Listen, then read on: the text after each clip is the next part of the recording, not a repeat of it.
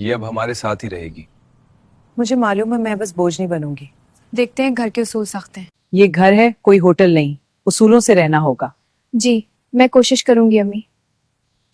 चाय में चीनी कम है। मैं भी ठीक कर देती हूँ। काम सीखो वरना मुश्किल होगी। आपकी बेटी बहुत खूबसूरत है। हाँ, मगर जिम्मेदारी भी है। काश वो मुझे बेटी समझती।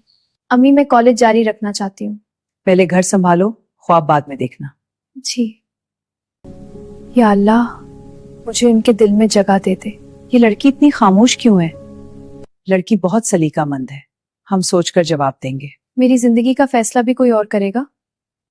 तुमने पैसे क्यों निकाले? मैंने नहीं ली ये। झूठ मत बोलो।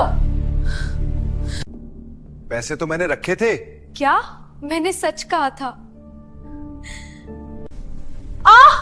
अम्मी, संभल कर। कुछ नहीं होने दूंगी आपको।